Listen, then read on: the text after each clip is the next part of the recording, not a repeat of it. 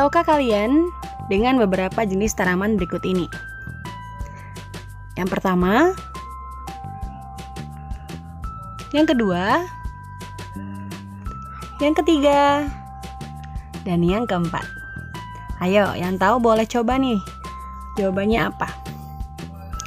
Iya, betul ya. Untuk yang nomor 3 itu adalah suplir ya, yang sangat familiar ada di halaman rumah. Biasanya jadi tanaman hias nih. Atau juga yang nomor 4 nih, yaitu adalah paku sarang burung yang juga digunakan sebagai tanaman hias ya. Oke, nomor 1 dan nomor 2 ada yang tahu? Iya, biar lebih jelas kita akan bahas hari ini ya. Topik kita kali ini itu adalah Pteridophyta atau jenis paku-pakuan ya. Nah, sebelum kita mulai, ada nih kata mutiara yang sangat bagus ya, dari Ali bin Abi Thalib. Ilmu itu lebih baik dari kekayaan, karena kekayaan itu harus dijaga, sedangkan ilmu itu menjaga kamu. Nah, itulah sangat pentingnya menuntut ilmu pengetahuan ya. Oke, biar lebih semangat lagi, jangan lupa dukung terus channel ini dengan cara like, comment, share, dan subscribe.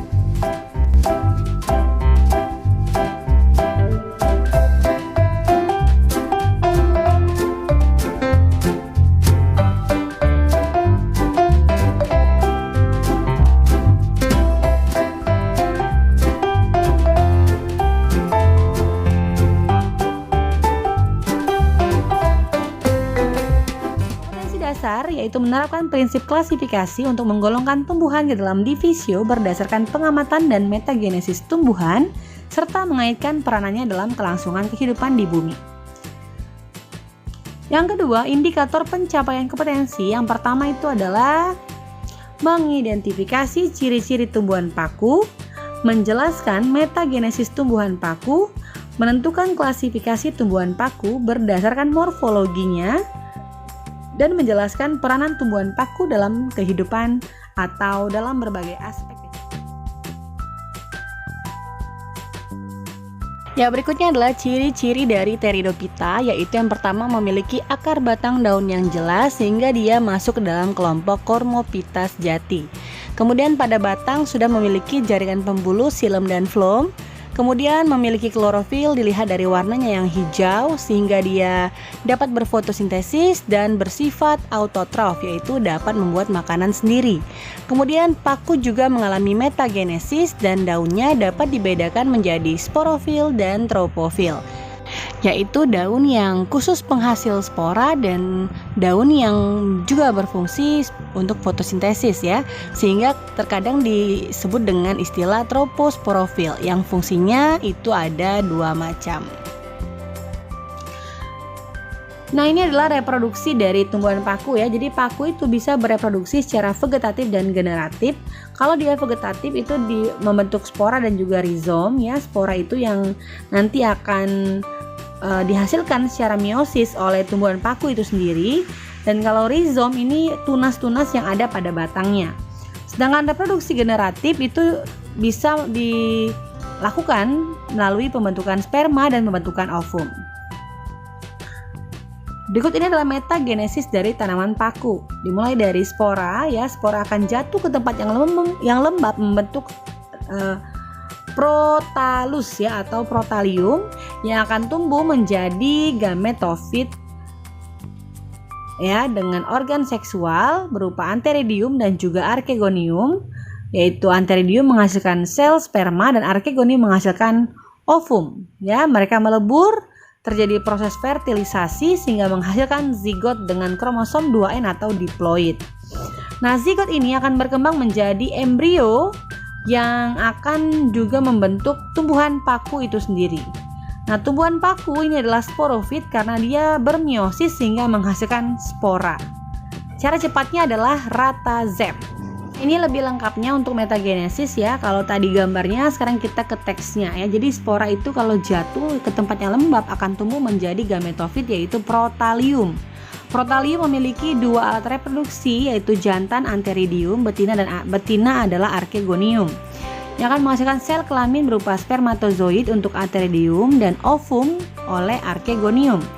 Ketika mereka berfertilisasi, maka dihasilkanlah zigot dengan kromosom 2N yang akan berkembang menjadi tumbuhan paku homospora atau sporofit. Dan paku ini akan bermeiosis sehingga menghasilkan spora di dalam sporangium. Oke ya, sampai sini ada pertanyaan bisa ditanyakan di kolom komentar. Ya, berikutnya adalah ditinjau dari macam spora yang dihasilkan. Ternyata paku itu memiliki 3 jenis paku ya, yaitu paku homospora yang memiliki bentuk sporanya sama ya. Contohnya adalah Lycopodium clavatum. Sedangkan paku peralihan yaitu bentuknya sama, cuman jenis kelaminnya berbeda ya.